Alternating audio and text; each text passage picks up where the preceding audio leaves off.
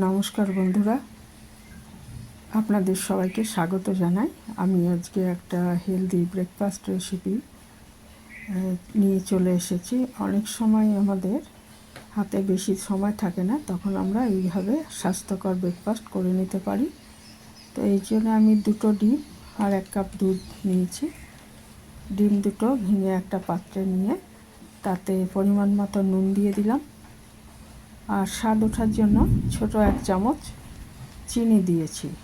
আপনারা ইচ্ছে করলে এখানে চিনির বদলে মধু দিতে পারেন বা পুরোটাই স্কিপ করতে পারেন, শুধু নুন দেবেন।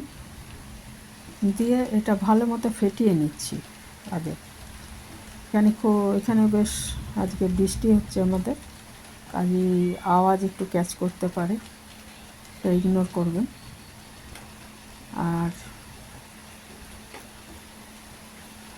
তো ভালো মতো ফেটিয়ে নিয়ে তারপরে এর মধ্যে আমি 1 কাপ দুধ দিয়ে দিলাম, দিয়ে এটা ভালো মতো মিশিয়ে নিচ্ছি।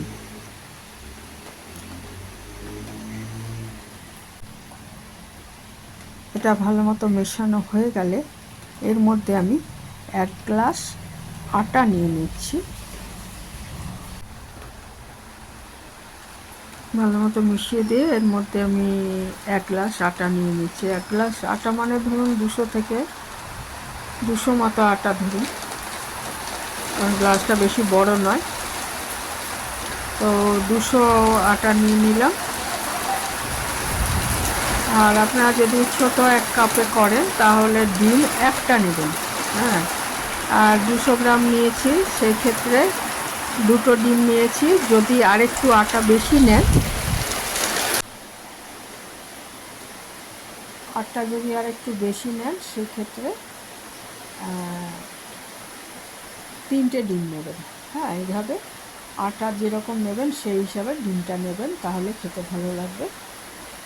দিয়ে আমি যেহেতু 1 গ্লাস আটা নিয়েছি ওই জন্য 2টো ডিম দিয়েছি। আপনারা আটা বেশি নিলে সেখানে 3টে কি 4টে ডিম দেবেন, ঠিক আছে? আচ্ছা, দুধ তো আমি 1 কাপ দিয়েছিলাম। স্বাভাবিক বেশি পরিমাণ আটা নিলে দুধের পরিমাণটা আরেকটু বাড়িয়ে দেবেন। আর বাকি যেটা, সেটা আমাকে জল দিয়ে দিতে হবে। হ্যাঁ, তো জলটা, কারণ এই ব্যাটারটা কিন্তু ঘন হবে না, একদম একদম পাতলা হবে। হ্যাঁ, তাহলে খেতে ভালো লাগবে।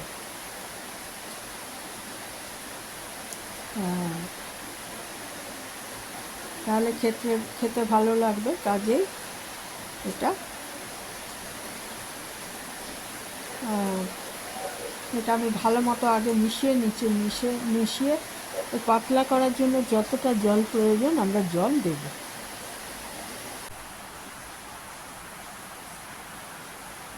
আর আরেকটা জিনিস এর মধ্যে দিতে হবে, সেটা হচ্ছে 1/2 চামচ বেকিং পাউডার।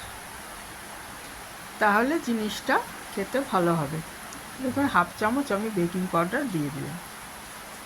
দিয়ে তারপরে খুব ভালো মতো এটাকে আবার ফ্যাটানোর মতো করে ফেটিয়ে নিচ্ছি।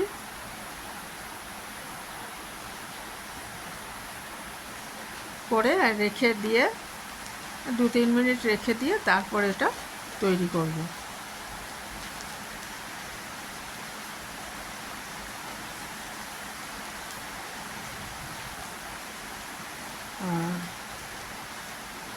লাম্প যেন না থাকে সেটা দেখতে হবে।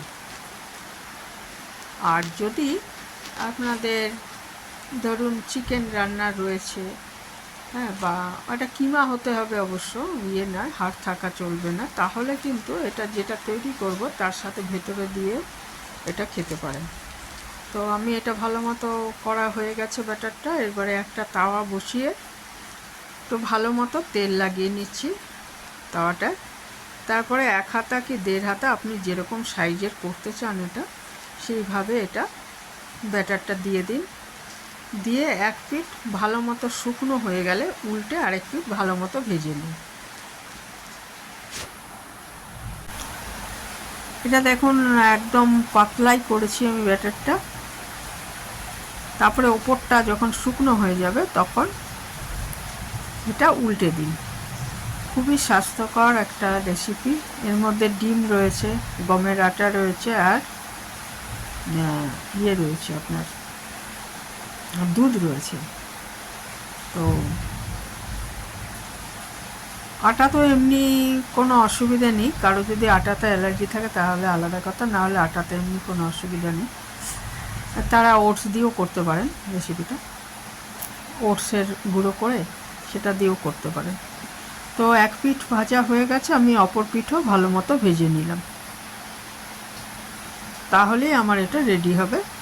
এইভাবে সবগুলো ভেজে নিচ্ছি। আর যেটা বললাম, আপনাদের যদি চিকেন বা মাটন এগুলোর কিমা রান্না করা থাকে, সেটা এটার মধ্যে দিয়ে রোলের মতো করে নিতে পারেন, তাহলে জিনিসটা আরও ভালো লাগবে খেতে।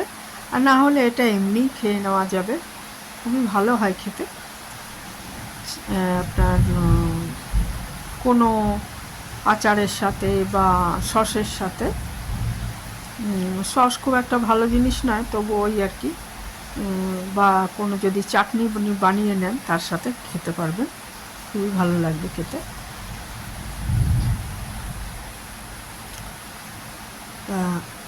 হাতে যদি সময় না থাকে তো এইভাবে কিন্তু সহজেই আমরা স্বাস্থ্যকর ব্রেকফাস্ট বানিয়ে নিতে পারি। অফিসের টিফিনে দিতে পারি বা স্কুল কলেজের টিফিনও দেওয়া যাবে এটা। তা এই ছিল আমার আজকের সিম্পল অথচ স্বাস্থ্যকর একটা রেসিপি। একটা ভেজে নিয়েছি, দেখুন আরেকটা আমি ভাজছি। এইভাবে সবগুলো ভেজে নিলাম। এটা ভীষণই ভালো হয় খেতে, করে দেখতে পারেন। যেদিন উঠতে দেরি হয়ে যাবে বা হয়তো তাড়াতাড়ি করার দরকার, সেদিন এরকম করে নিতে পারেন।